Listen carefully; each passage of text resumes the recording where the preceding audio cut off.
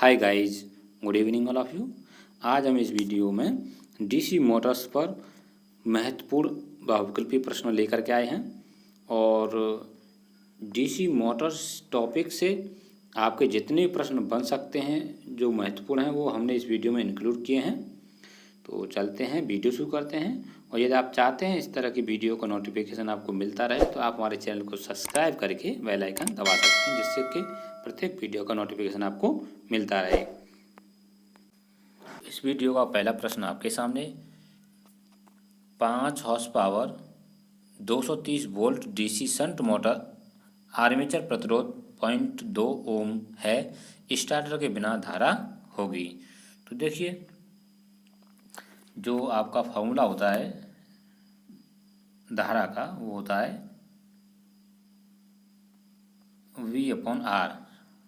इसमें देखो V की वैल्यू दे रखी है उन्होंने 230, तो यहाँ आप 230 लगा देंगे अपॉन में R की वैल्यू 0.2 दशमलव उठाएंगे तो यहाँ 0 बढ़ा देंगे और 2 से सब इसे काटेंगे, 2 एकम 2, 2 एकम 2, 2 पंजे 10, 0।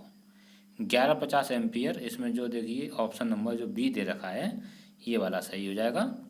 चलते हैं अगले प्रश्न की ओर। और हाँ, एक जानकारी आपके लिए, ये आपकी जो MCQs हैं वो डीसी मोटर पे हैं। इससे पहले हमने एक वीडियो बनाया था, वो आपका बनाया था डीसी जनरेटर पर।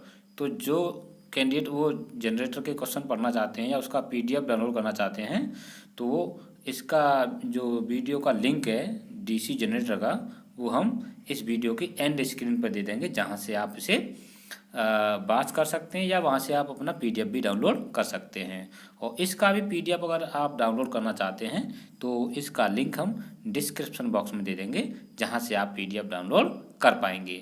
तो चलते हैं नेक्स्ट प्रश्न की ओर। अगला प्रश्न आपके सामने दिया गया है, किसी डीसी मोटर में इनपुट पावर 1.6 किलोवाट और आउटपुट पावर 1.2 किलोवाट है, तो मोटर की क्षमता है। तो देखिए, जो मोटर की क्षमता होती है वो आउटपुट बट्टे इनपुट इंटू 100 होती है। तो आउटपुट कितनी है 1.2 और इनपुट कितनी है 1.6 इंटू 100। इसे जब आप सॉल्व कर लेंगे तो देखिए दशमलव से आप दशमलव उठा सकते हैं और 4 से इसे काटेंगे तो 3 बार और 4 से इसे काटेंगे तो 4 बार और 4 का भाग 100 में कर देंगे तो 25 बार जाएगा और 25 का मल्टीप्लाई आप 3 में कर देंगे तो 25 या 75 हो जाएगा। तो यहाँ आपका आंसर देखिए 75%, जहाँ भी होगा वहाँ आप लगा देंगे। इसका ऑप्शन नंबर 2 सही हो जाएगा। चलते हैं अगले प्रश्न की ओर। अगला प्रश्न आपके सामने, एक 200 वोल्ट डीसी पार्श्वपथ मोटर के आर्मेचर का प्रतिरोध 0.2 ओम है। यदि शून्य भार पर आर्मेचर करंट 2 एम्पियर है तो विरोधी EMF का मान होगा। तो आपका बैक EMF का जो फॉर्मूला होता है वो E सफिक्स में B बराबर V माइनस आर्मेचर करंट यानी कि IA और आपका आर्मेचर प्रतिरोध RA, ये होता है। तो यहाँ पर V की जो वैल्यू दे रखी है आपको वो कितनी दे रखी है 200 वोल्ट, तो यहाँ आप 200 लगा देंगे माइनस IA की वैल्यू देखिए कितनी है आर्मेचर करंट की 2 दे रखी है, तो यहाँ 2 लगा लेंगे। इसके बाद RA यानी कि आर्मेचर का प्रतिरोध, तो आर्मेचर का प्रतिरोध देखिए 0.5 दे रखा है, तो यहाँ 0.5 लगा देंगे।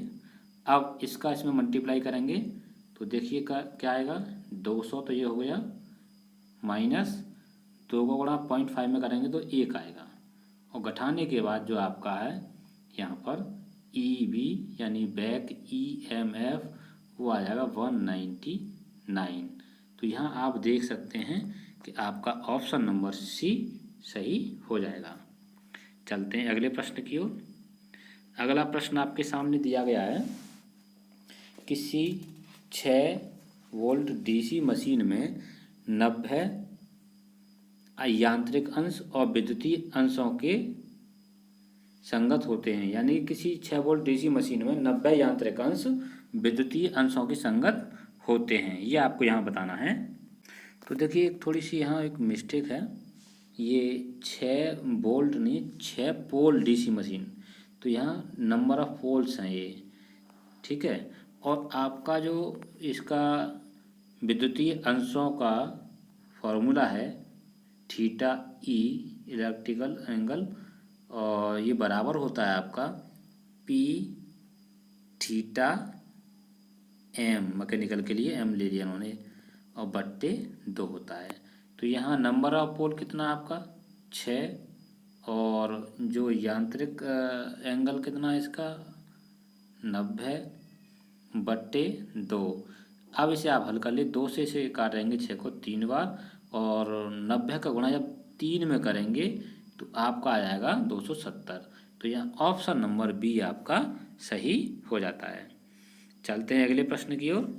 अगला प्रश्न आपके सामने 120 वोल्ट पर कार्य करने वाले डीसी मोटर में विरोधी विद्युत वाहक बल का मान यानी बैक ईएमएफ का मान 110 वोल्ट हो तो 0.5 ओम प्रतिरोध वाले आर्मेचर में कितनी धारा प्रवाहित होगी।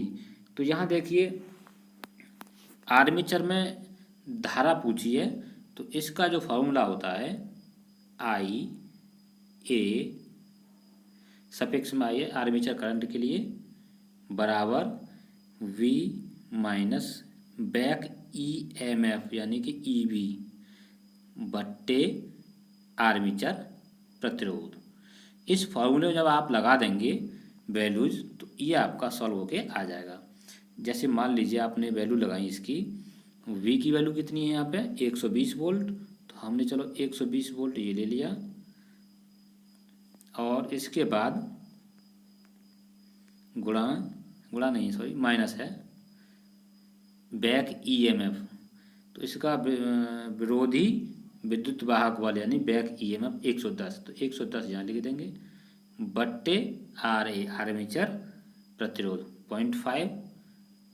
इसे आप हल कर लीजिए, तो 120 में से 110 जाएंगे तो यहाँ 10 बचेगा केवल, और बट्टे 0.5 पॉइंट को हटाएंगे तो यहाँ 100 हो जाएगा, 5 का भाग 100 में देंगे तो 20 पंजे 100 होता है।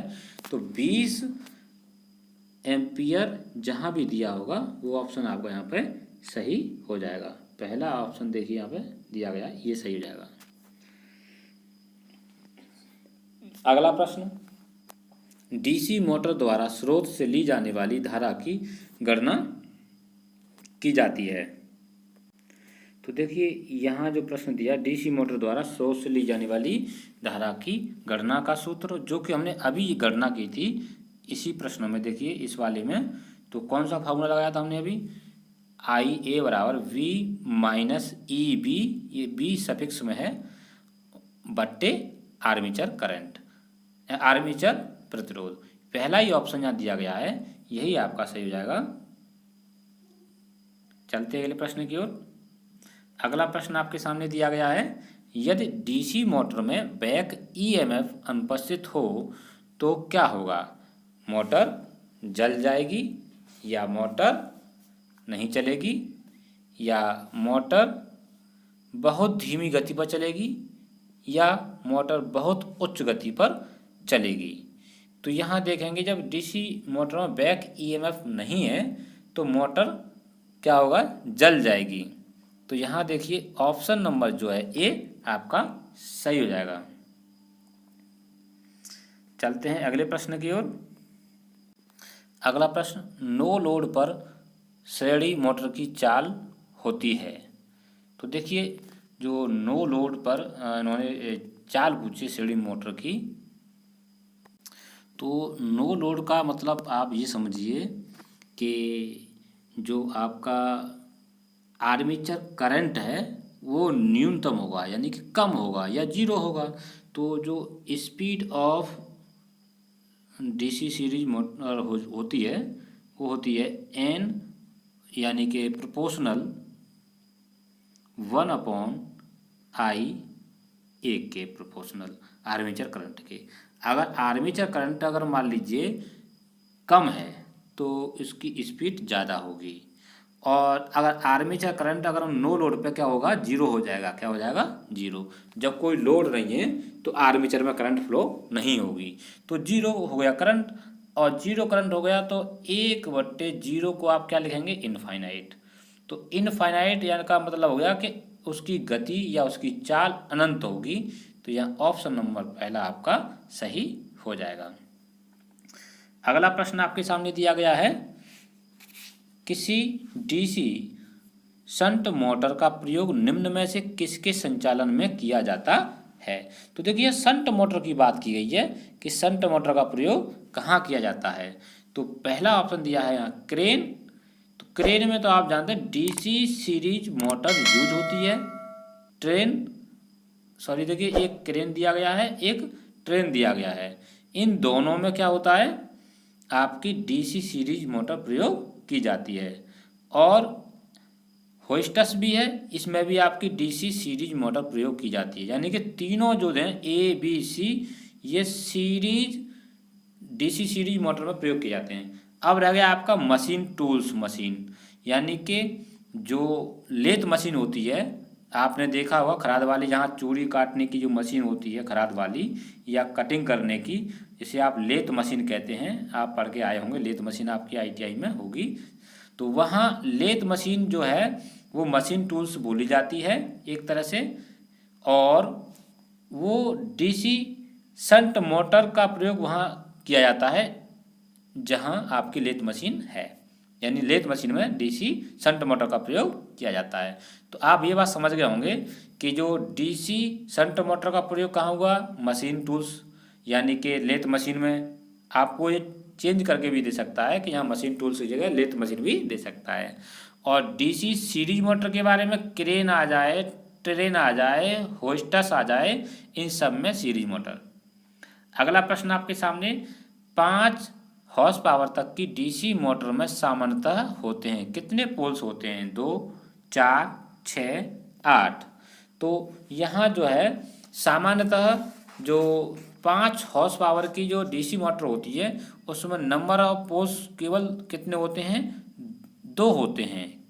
तो यहाँ ऑप्शन नंबर आपका पहला सही हो जाएगा। अब एक फॉर्मूला होता है आपका स्पीड का।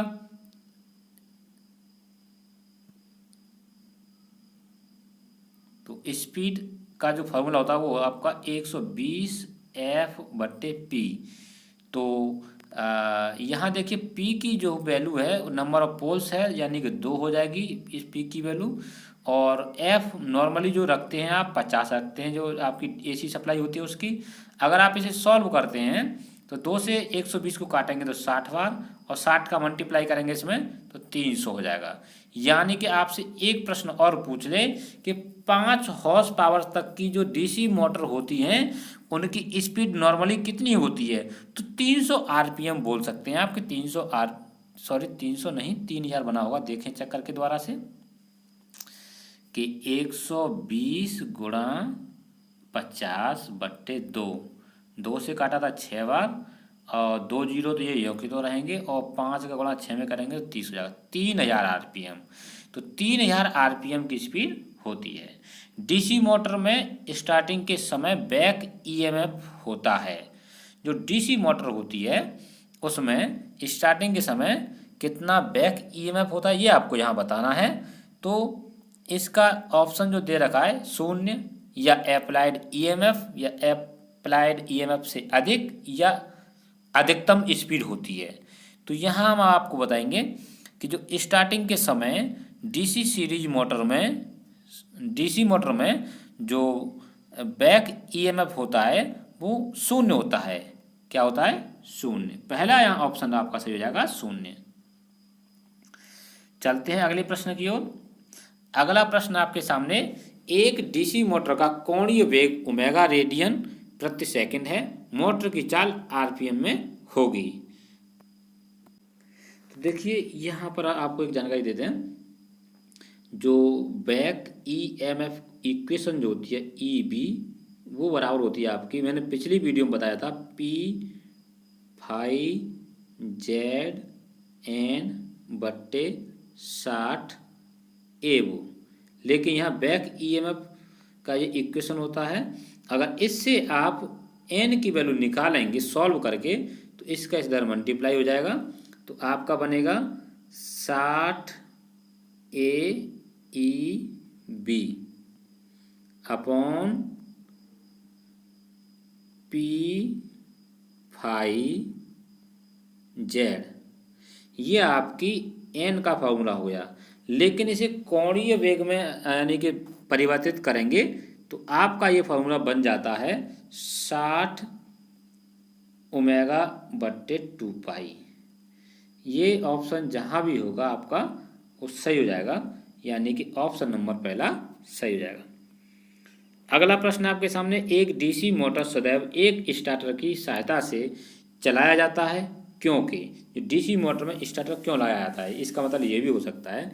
तो इसमें ऑप्शन नंबर पहला दे रखा है आर्मेचर वाइंडिंग में उच्च प्रतिरोध होता है, और दूसरा दिया आर्मेचर वाइंडिंग में निम्न प्रतिरोध होता है, और अगला है क्षेत्र वाइंडिंग में उच्च प्रतिरोध होता है या क्षेत्र वाइंडिंग में निम्न प्रतिरोध होता है। तो इसका जो है सही आंसर ये है, जो आपका आर्मेचर होता है उसमें जो प्रतिरोध होता है वो निम्न होता है, इसीलिए हम स्टार्टर का प्रयोग करते हैं जो धारा को शुरुआत में कंट्रोल करता है। ये स्टार्टर क्या करता है, धारा को स्टार्टिंग में कंट्रोल करता है जिससे कि उसमें करंट ज़्यादा ना चली जाए, क्योंकि प्रतिरोध कम होने की वजह से आर्मेचर वाइंडिंग में प्रतिरोध कम होता है, इस वजह से स्टार्टर को प्रयोग किया जाता है जिससे कि उसमें धारा ज़्यादा ना चली जाए। तो चलते हैं अगले प्रश्न की ओर। अगला प्रश्न आपके सामने, एक डीसी सीरीज यानी कि श्रेणी मोटर वहाँ प्रयुक्त होती है जहाँ प्रारंभिक बल आघूर्ण वांछित हों। ये शब्द थोड़ा गलत है, सही कर लेंगे यहाँ पर इसे। यहाँ पर जो है वंचित नहीं है, वांछित हों। तो यहाँ पर देखिए प्रारंभिक बल आघूर्ण निम्न होना चाहिए या उच्च या मध्यम, इनमें से कोई नहीं। तो इसमें जो ऑप्शन है आपका बी, जहाँ आपका प्रारंभिक बल आघूर्ण उच्च हो वहाँ पे आपकी डीसी श्रेणी मोटर प्रयोग की जाती हैं। जैसे रेलवे में आपका जो लोड रहता है हमेशा ज़्यादा रहता है, वहाँ टॉर्क ज़्यादा रहता है, हाई टॉर्क रहता है, वहाँ आपकी डीसी सीरीज मोटर यूज की जाती है। ऐसी क्रेन में और होस्टस में, मैंने आपको पहले इससे पहले एक प्रश्न आया था वहाँ बताया भी था। निम्न डीसी मोटरों की प्रकारों का उनके अनुप्रयोगों के साथ मिलान कीजिए। यानी कि एक तरफ आप लिस्ट में देखेंगे कि आपको मोटर्स दी गई हैं, श्रेणी है, शंट है, कम्यूटेटिव कंपाउंड है, डिफरेंशियल कंपाउंड है। दूसरी तरफ आपको दे रखा है कि इनका प्रयोग कहाँ किया जाता है। तो मैंने देखिए यहाँ पर जो दे रखी है इसमें आपको मिलान करना है। जो श्रेणी मोटर है वो ट्रैक्शन में काम करती है, तो इसका तो आपका हो जाएगा 4, यानी कि आप इसका कोड बना सकते हैं इस तरह से A4। इसके बाद शंट जो मोटर होती है वो मोटर जनरेटर सेट के साथ कार्य करती है, यानी इसमें काम करती है, मोटर जनरेटर सेट के लिए प्रयोग की जाती है। तो इसका हो जाएगा तीसरा, यानी कि बी के लिए 3। अब कम्यूलेटिव कंपाउंड ये एलिवेटर में प्रयोग की जाती है, तो इसके लिए हो जाएगा सी की, देखिए ऑप्शन बी ए आपका क्या है, सी है। गलत हो यहाँ पे, कोई दिक्कत नहीं, टाइपिंग में थोड़ी मिस्टेक है। तो ये सी के लिए हो जाएगा कितना, 2। अब रह गया आपका लास्ट वाला, तो वो तो आप समझ रहे हैं, एक ही ऑप्शन बचा है बूस्टर सेट में। डिफरेंशियल कंपाउंड जो मोटर है डीसी, वो आपकी बूस्टर सेट में प्रयोग की जाती है, तो D1 हो जाएगा ये। तो अब आपको यहाँ 4 प्रश्न देखने को एक साथ मिल रहे होंगे कि जो डीसी जो है श्रेणी motor, DC shunt motor, DC commutative compound और डीसी डिफरेंशियल कंपाउंड, इन सब के प्रयोग कहाँ कहाँ किए जाते हैं ये आपको यहाँ देखने को मिलेगा। एक प्रश्न में आपके 4 प्रश्न यहाँ मिल जाएंगे आपको। तो ये कोड बन जाएगा A4 B3 C2 और D1। तो ऑप्शन जो दिए गए आप यहाँ देख लीजिए आपका कौन सा ऑप्शन यहाँ पर सही है। तो A4 B3 C2 D1 पहला ही ऑप्शन यहाँ पर सही हो जाएगा, बाद बाकी आपके गलत हो जाएंगे सब, ये भी गलत, ये भी गलत। चलते हैं अगले प्रश्न की ओर। मोटर की रेटिंग किस में की जाती है? तो मोटर की तो आप जानते हैं हॉर्स पावर में की जाती है, ये तो आपको जानकारी होगी।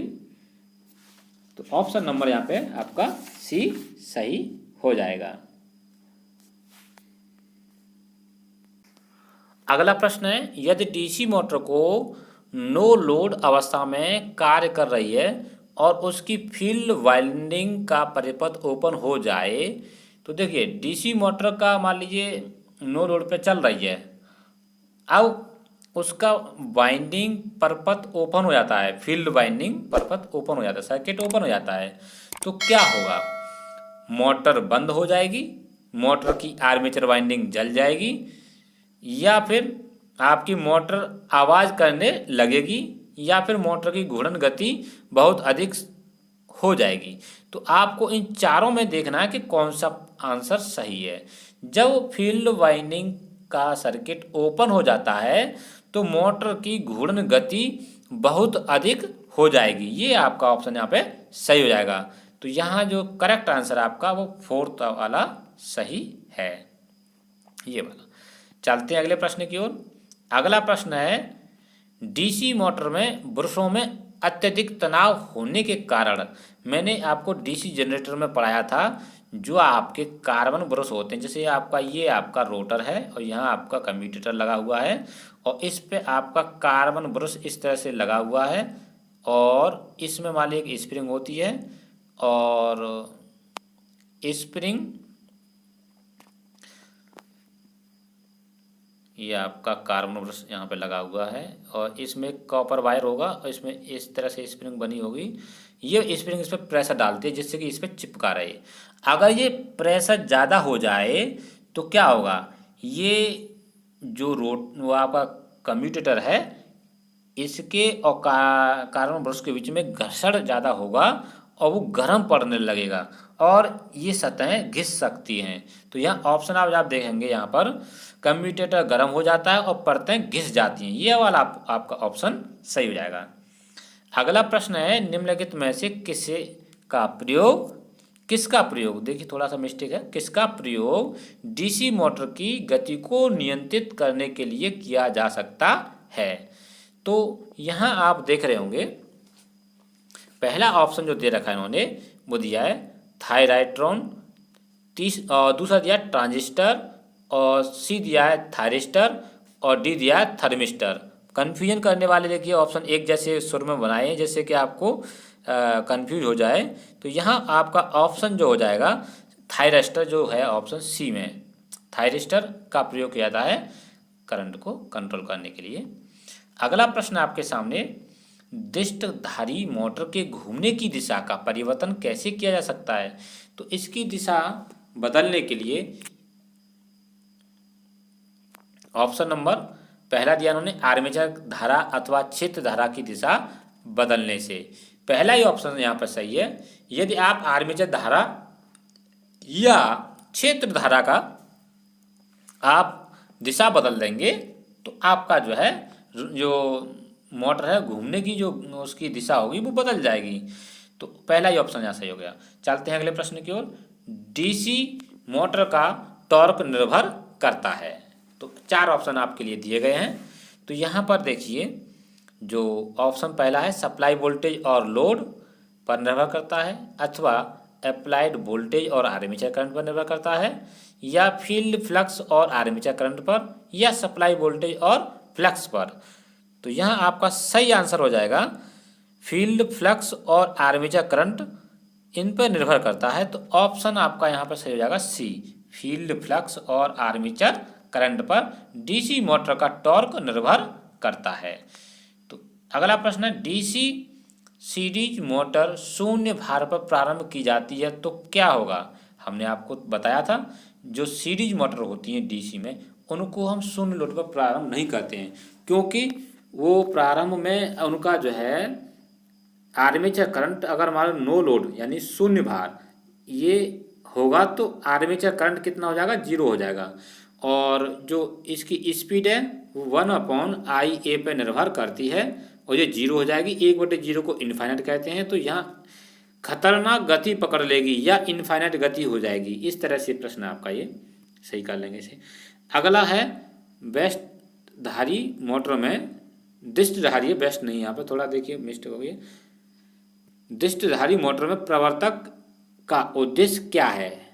प्रवर्तक का उद्देश्य मैंने आपको पिछले प्रश्न में एक में आया था, बताया भी था ओरली, कि जो आर्मेचर करंट होता है उसको करंट को कंट्रोल करता है, यानी कि प्रारंभ में आर्मेचर करंट को नियंत्रित करता है। तो ऑप्शन देखिए पहला, मॉडल को अतिभार से सुरक्षित करना, विरोधी विद्युत वाहक बल बढ़ाना, अधिक प्रवर्तक घूर्ण बल बढ़ाना, या प्रारंभिक धारा को नियंत्रित करना। तो यहाँ देखिए आपका जो ऑप्शन है लास्ट वाला, प्रारंभिक धारा को नियंत्रित करना, ये वाला आपका ऑप्शन सही हो जाएगा यहाँ पर डी। अगला प्रश्न है, डीसी मोटर को निम्नलिखित द्वारा सरलता से पहचाना जा सकता है। जो डीसी मोटर होती हैं उसे आप किसके द्वारा पहचान सकते हैं? तो यहाँ देखिए ऑप्शन नंबर पहला दिया गया है योग के द्वारा, चालक का साइज, कम्यूटेटर या बाइंडिंग। तो डीसी मोटर को कम्यूटेटर के द्वारा आप पहचान सकते हैं, क्योंकि देखिए जो कम्यूटेटर है वो डीसी मोटर में लगा होता है, इसलिए हम इसे पहचान सकते हैं। और एसी मोटर में कम्यूटेटर नहीं होता है। कम्यूटेटर का कार्य क्या होता है, मैंने आपको पिछले वीडियो में बताया था। कम्यूटेटर जो आपकी डीसी जनरेटर होता है उसमें एसी उत्पन्न होती है और एसी को कम्यूटेटर डीसी में बना देता है, तब आपको वो डीसी बाहर कार्बन बुश के द्वारा मिलती है। अगला प्रश्न आपके सामने, संयुक्त पद डीसी मोटर के घूर्णन की दिशा निम्नलिखित को आपस में बदला बदली करके प्रभावी ढंग से उलटी जा सकती है। लाइन लोड को, या फील्ड श्रेणी फील्ड कनेक्शन को, या आर्मेचर कनेक्शन को, या शंट फील्ड कनेक्शन को। तो यहाँ आपका ऑप्शन नंबर सी सही हो जाएगा। आर्मेचर कनेक्शन को आप बदल देंगे, आर्मेचर धारा का डायरेक्शन बदल देंगे तो आपका जो है ये बदल जाएगी। अगला प्रश्न आपके सामने, डीसी मोटर का बैक ईएमएफ पश्च ईएमएफ निम्नलिखित पर निर्भर करता है। तो किस पर निर्भर करता है? फील्ड फ्लक्स पर, या चालक की आकृति पर, या ब्रश की सामग्री पर, या स्लिप रिंग की किस्म पर। तो आपको पता होगा इसके बारे में कि जो फील्ड फ्लक्स है उस पर ही निर्भर करता है। बाद बाकी जो ऑप्शन दिए गए हैं वो तीनों गलत हैं। अगला प्रश्न आपके सामने, निम्नलिखित में से किस डीसी मोटर की लगभग स्पीड स्थिर स्पीड होती है, कांस्टेंट स्पीड होती है?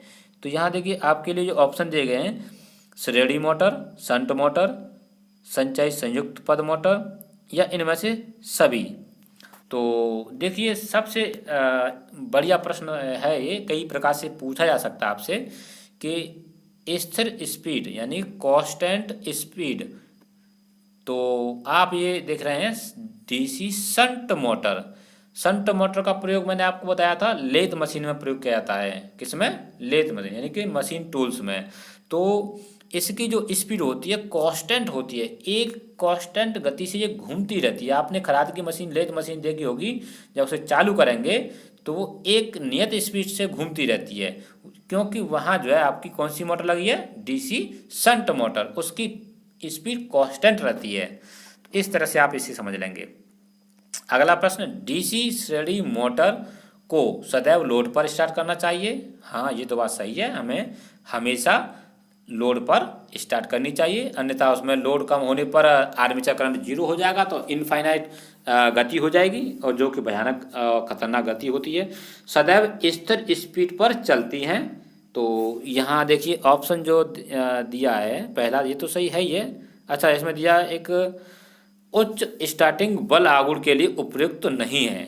तो ये तो आपका देखिए जो डीसी श्रेणी मोटर है जहाँ हाई टॉर्क होता है वहाँ प्रयोग तो की जाती हैं, लेकिन ये तो मना कर रहा है।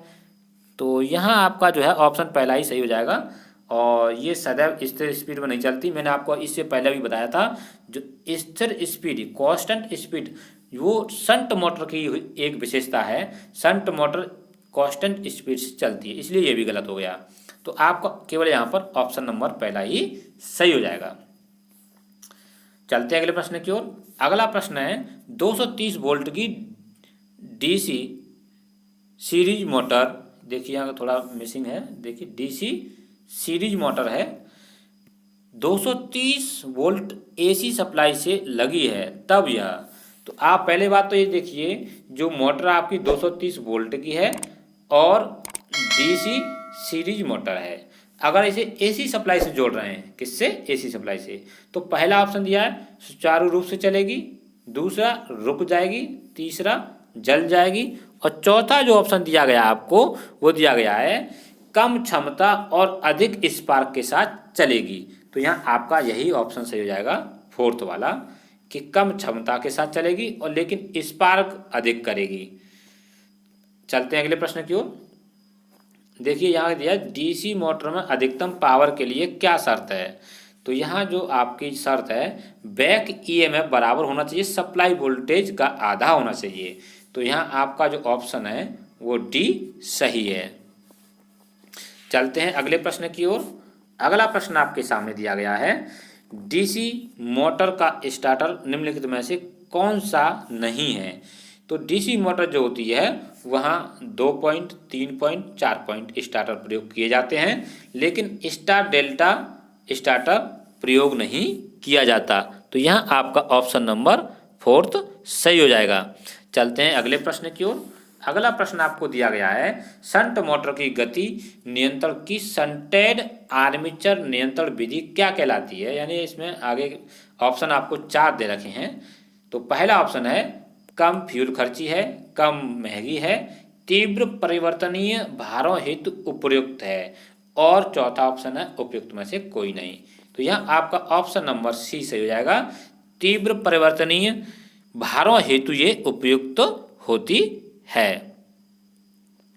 अगला प्रश्न आपके सामने, वह युक्ति जो विद्युत ऊर्जा को यांत्रिक ऊर्जा में परिवर्तित करती है कहलाती है। बहुत ही सिंपल प्रश्न है और ये टॉपिक पे प्रश्न बनाया गया है।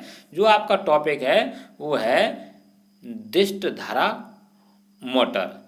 तो यहाँ ऑप्शन नंबर आपका जो दिया गया है बी ये सही हो जाएगा।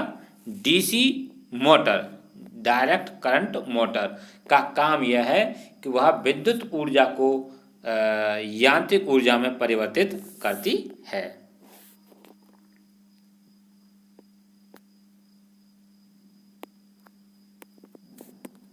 अगला प्रश्न है एक मूलभूत वलय डीसी जनरेटर 90 चक्कर प्रति सेकंड से घूमता है, तो प्रति सेकंड कितनी बार डीसी निर्गत विभव अधिकतम पहुंचता है। तो आपने देखा होगा जो इसका वेव साइन वेव होता है वो इस तरह से चलता है ना।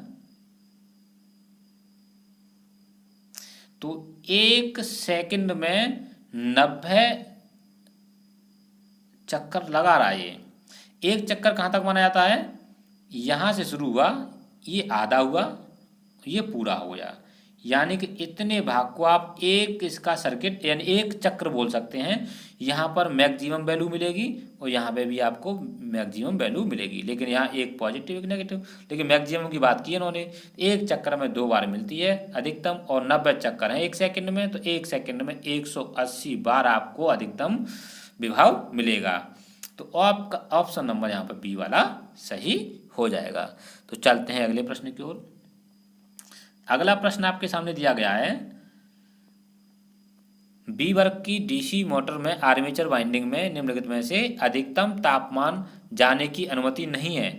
यानी कि अधिकतम तापमान नहीं जाना चाहिए, उसके लिए ऑप्शन नंबर देखिए यहाँ दिया है 45, 55, 75 या फिर 105।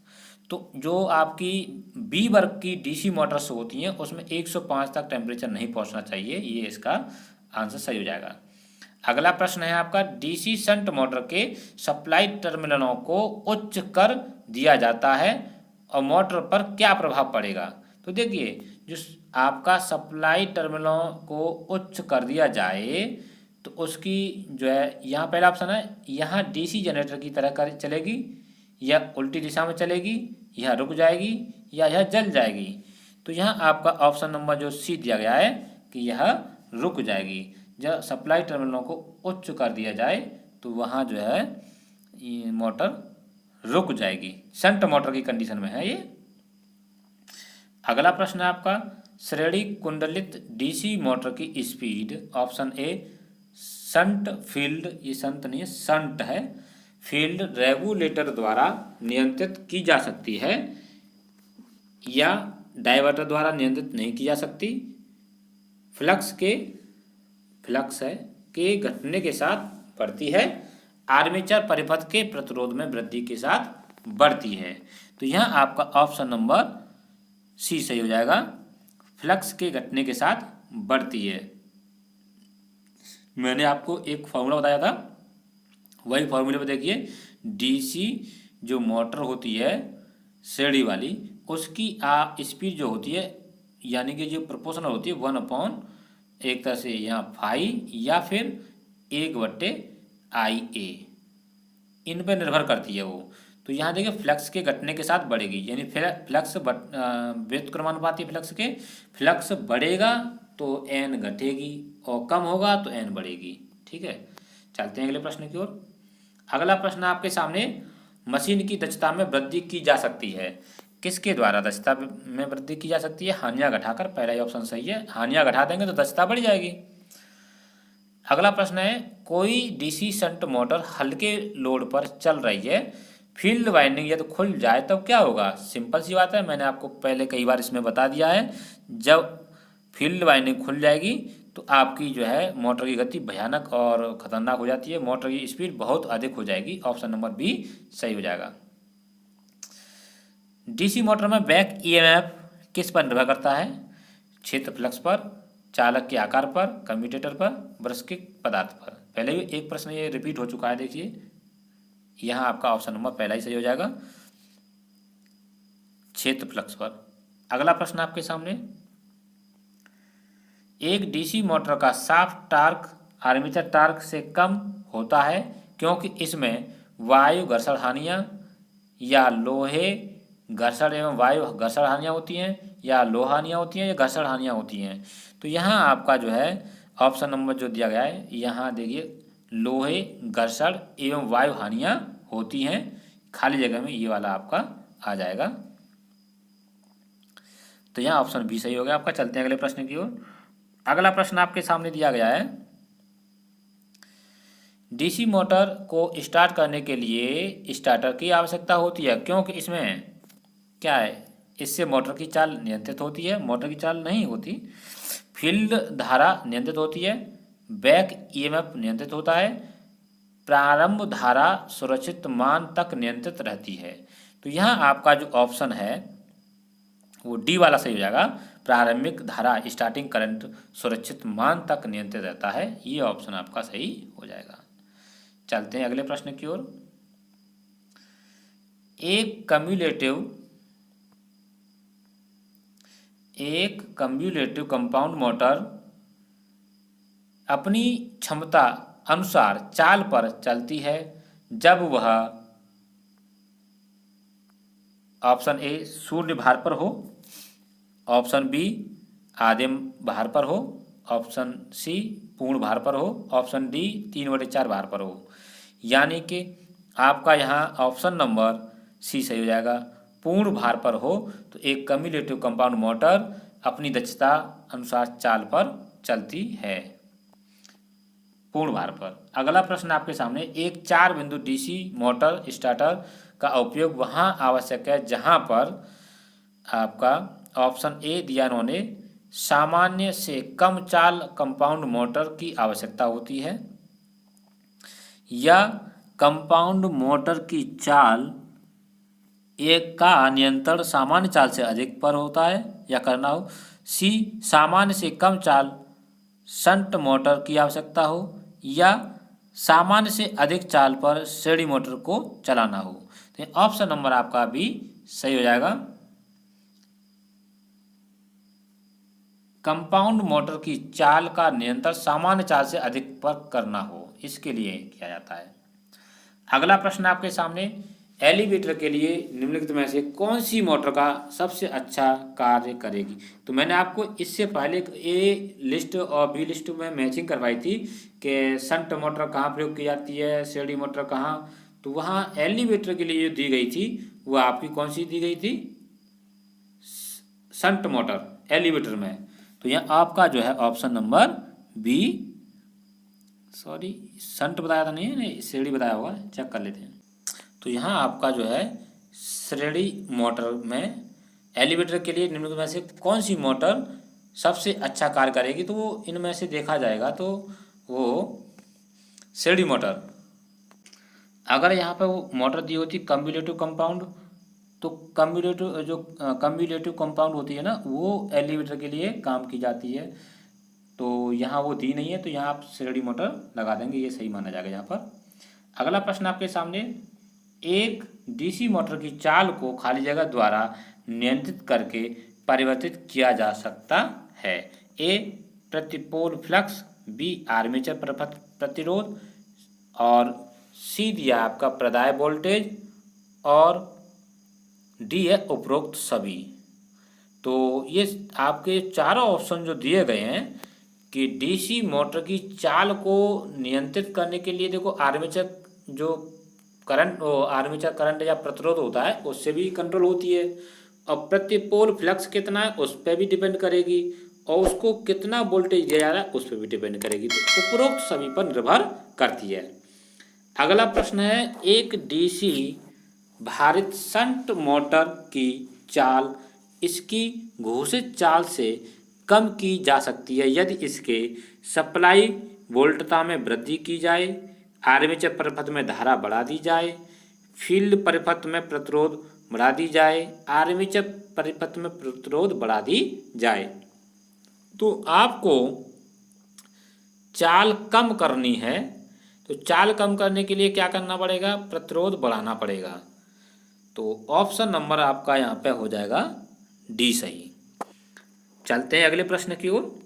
अगला प्रश्न है, वार्ड लियोनार्ड पद्धति में चाल नियंत्रण के लिए जो मोटर कंट्रोल की जाती है वह खाली जगह होती है। तो यहाँ ऑप्शन देखिए दिए, श्रेणी motor, shunt motor, compound motor, पृथक उत्तेजित मोटर। तो यहाँ आपका सही आंसर हो जाएगा ऑप्शन नंबर डी, पृथक उत्तेजित मोटर। चलते हैं अगले प्रश्न की ओर, ये वाला आपका ऑप्शन सही हो जाएगा। मशीन का इंसुलेशन प्रतिरोध का मान ज्ञात करने का सबसे उत्तम विधि है। जो मशीन का इंसुलेशन है किसके द्वारा, ग्राउलर या मेगा ओम मीटर या ओम मीटर या टोकोमीटर। तो यहाँ आपका जो मेगा ओम मीटर जो दिया गया है ये ऑप्शन आपका सही हो जाएगा, मेगा ओम मीटर के द्वारा इंसुलेशन प्रतिरोध ज्ञात किया जाता है।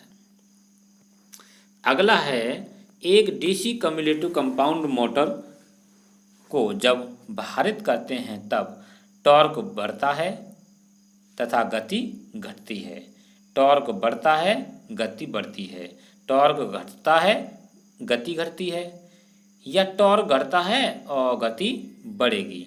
तो यहाँ आपका ऑप्शन जो देखिए, जब आप क्या करेंगे, भार डाल यानी उस पर लोड कनेक्ट करते हैं, डीसी कम्युलेटिव कंपाउंड मोटर पर जब जैसे ही लोड कनेक्टेड करेंगे तो उसका टॉर्क बढ़ जाएगा और गति कम हो जाएगी।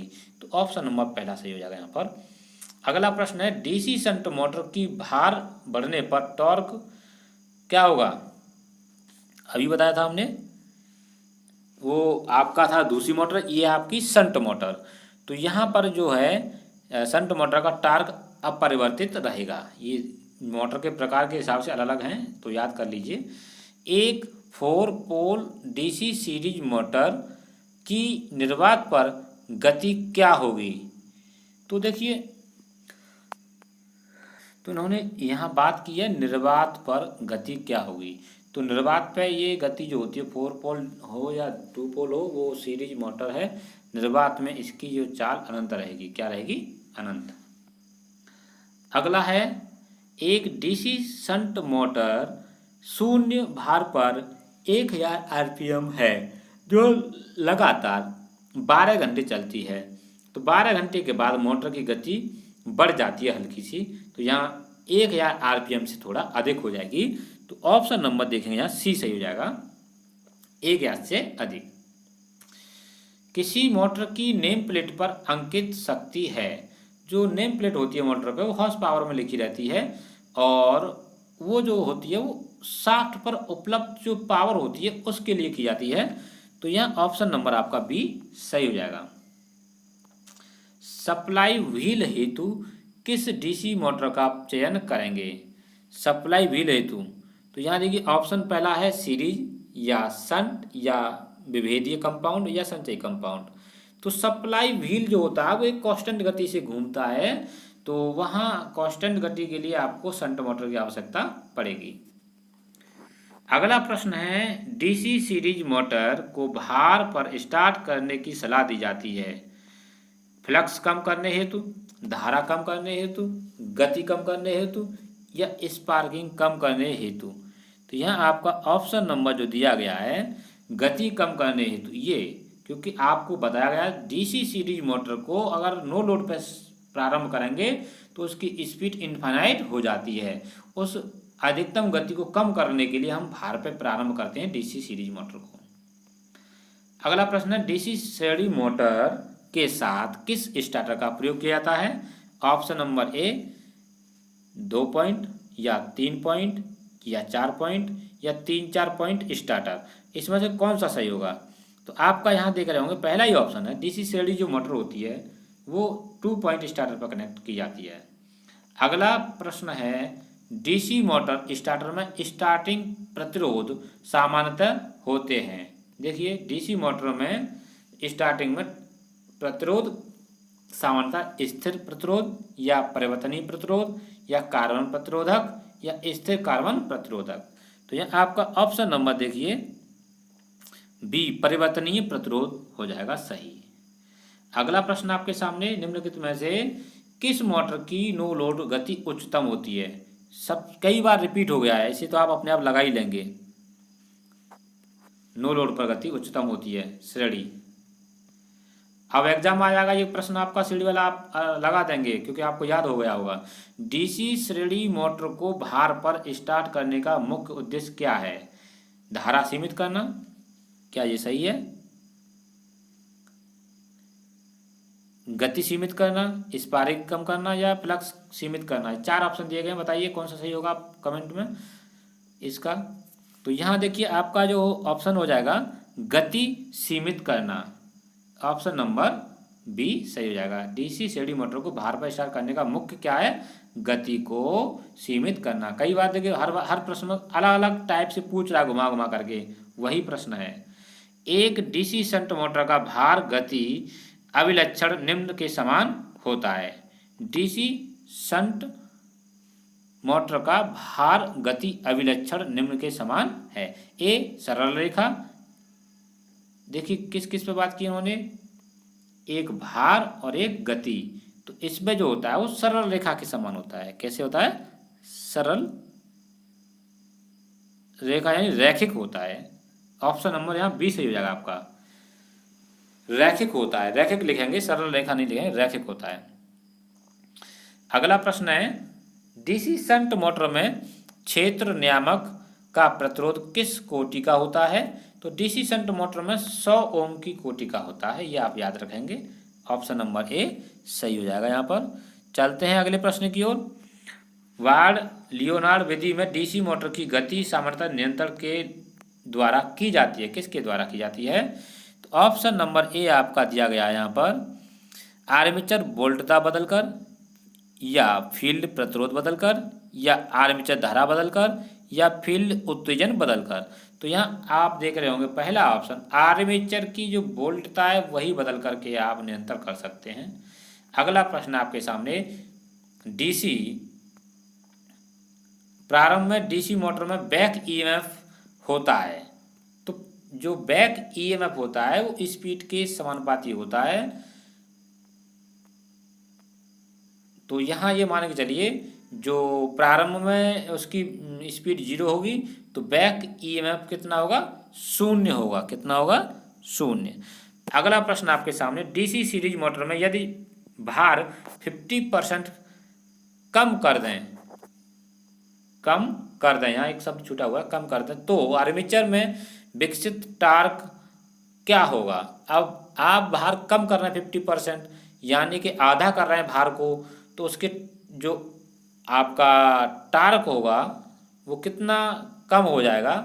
वो दुगुना कम होगा, यानी कि इसमें हो जाएगा आपका 100%।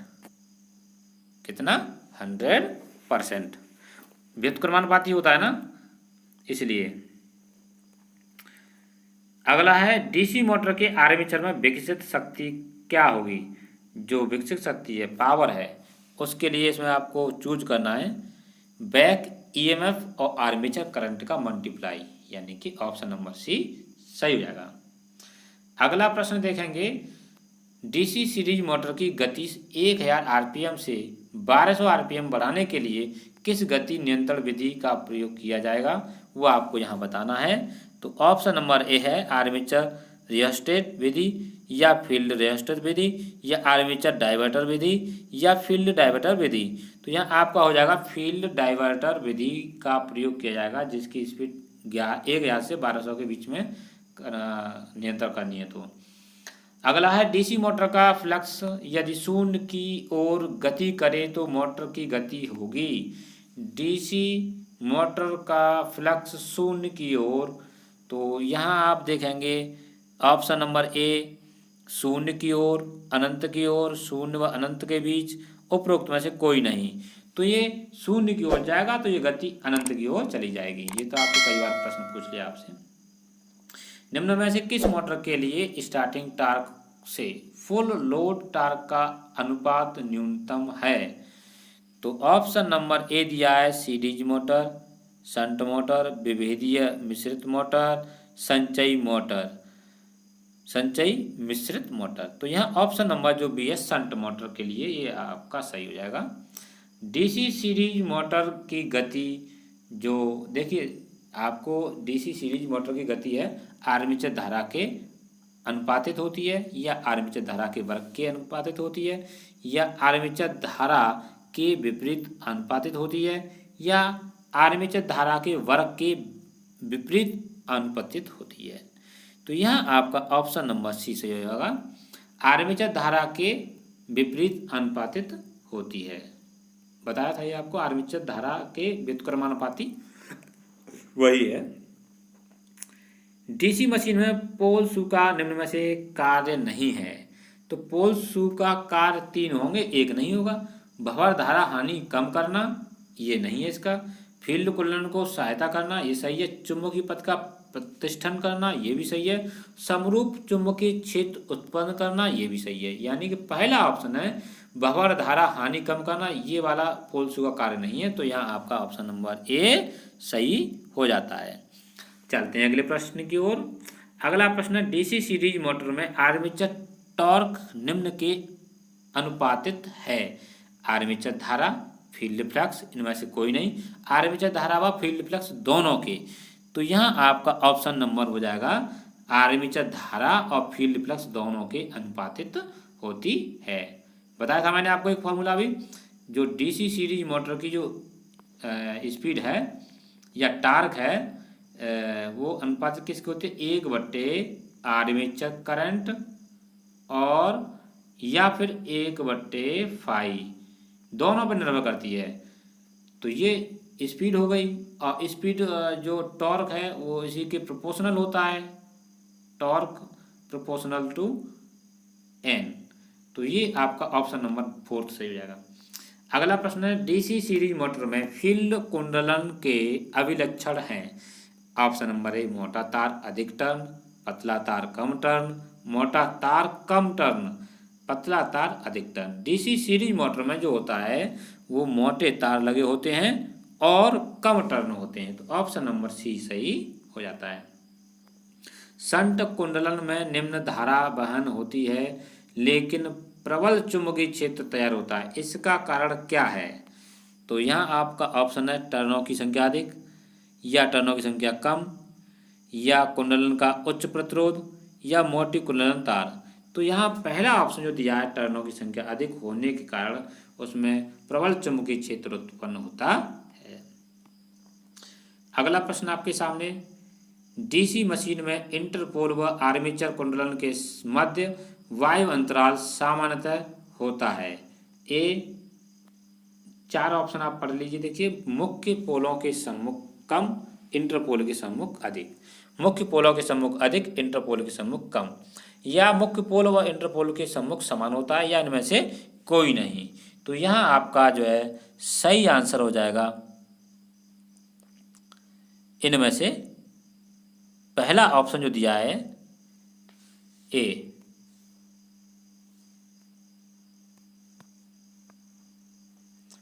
मुख्य पोलों के सम्मुख कम इंटरपोल के सम्मुख अधिक होता है। अगला है डीसी मशीन में चलते समय प्रेरित ईएमएफ का उद्देश्य है। डीसी मशीन में तो पहला ऑप्शन दिया गया है आपका धारा को बढ़ाना, प्रयुक्त वोल्टता की सहायता करना, प्रयुक्त वोल्टता का विरोध करना या प्रयुक्त वोल्टता की सहायता व विरोध दोनों करना। तो यहाँ आपका आंसर हो जाएगा सी ऑप्शन, प्रयुक्त वोल्टता का विरोध करना। ईएमएफ का उद्देश्य क्या है? यही तो है, प्रयुक्त वोल्टता का विरोध करना। निम्न में से किस डीसी मोटर में क्षेत्र ताम्र हानियां कांस्टेंट रहती हैं, स्थिर रहती हैं? A DC series motor, B DC shunt motor या डीसी कंपाउंड मोटर। इनमें से कोई नहीं। तो यहाँ डीसी शंट मोटर में जो ताम्र हानियां हैं कांस्टेंट रहती हैं। क्यों रहती है कांस्टेंट पता है? शंट मोटर में स्पीड कांस्टेंट होती है, तो उसकी स्पीड से ही तो आपका जो है ताम्र हानियां होंगी, तो वह जो है कांस्टेंट रहेंगी। डीसी मोटर में लोह हानि किस भाग में होती है? जो डीसी मोटर है उसमें किस भाग में हानि होती है? तो आपको बताना आर्मेचर में, पोल शू में, योक में या उपरोक्त सभी में। तो यहाँ आपका जो है आर्मेचर में होती हैं, तो ऑप्शन नंबर पहला वाला सही हो जाएगा। डीसी शंट मोटर के क्षेत्र उत्तेजन को 5% बढ़ा दे तो गति क्या होगी? ऑप्शन नंबर ए अपरिवर्तित, 5% बढ़ेगी, 5% घटेगी या कोई नहीं। तो यहाँ आपको बता दें जब 5% बढ़ा दें क्या उत्तेजन, तो उत्तेजन बढ़ा देंगे तो उसकी स्पीड भी बढ़ जाएगी 5%। एक डीसी शंट मोटर का पर भार को आधा कर दें। देखिए डीसी शंट मोटर पर भार आधा किया जा रहा है, तो टॉर्क कितना होगा? तो ऑप्शन नंबर ए है पूर्व का 2 गुना, पूर्व का आधा, पूर्व का 4 गुना, पूर्व का चौथाई। तो यहाँ ऑप्शन नंबर बी आपका सही हो जाएगा, पूर्व का आधा हो जाएगा आधा करने पर शंट मोटर के लिए। अगर श्रेणी मोटर होती यहाँ पर तो वहाँ 2 गुना हो जाता, भार आधा कर देंगे तो उसकी स्पीड दुगनी हो जाती। तो चलते हैं अगले प्रश्न की ओर। अगला प्रश्न है डीसी मोटर में चालक पर लगने वाले बल की दिशा किस नियम से ज्ञात की जाती है? ऑप्शन नंबर ए आपका दे रखा है यहाँ पर, और मेरे ख्याल से ये आपका इस वीडियो का अंतिम प्रश्न भी है। इसके बाद आपका कोई प्रश्न नहीं है, तो इस प्रश्न का आंसर आप कमेंट बॉक्स में जरूर दीजिए। डीसी मोटर में चालक पर लगने वाले बल की दिशा किस नियम से ज्ञात की जाती है? फ्लेमिंग का बायां हस्त नियम, लेंज का नियम, एम्पियर का नियम, फ्लेमिंग का दायां हस्त नियम। इसका आप कमेंट बॉक्स में आंसर जरूर दीजिए, जिससे कि आपको थोड़ी जानकारी मिली होगी अब तक। तो वीडियो अच्छा लगा हो तो वीडियो को लाइक करें, शेयर करें, और यदि आप हमारे चैनल पर नए हैं या आपने हमारे चैनल को अभी तक सब्सक्राइब नहीं किया है तो आप हमारे चैनल को सब्सक्राइब करके बेल आइकन दबा सकते हैं, जिससे कि आपको प्रत्येक वीडियो का नोटिफिकेशन मिलता रहेगा।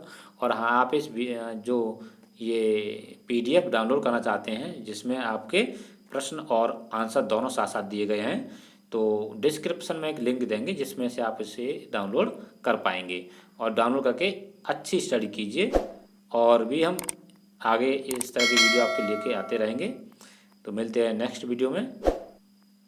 Thanks for watching this video.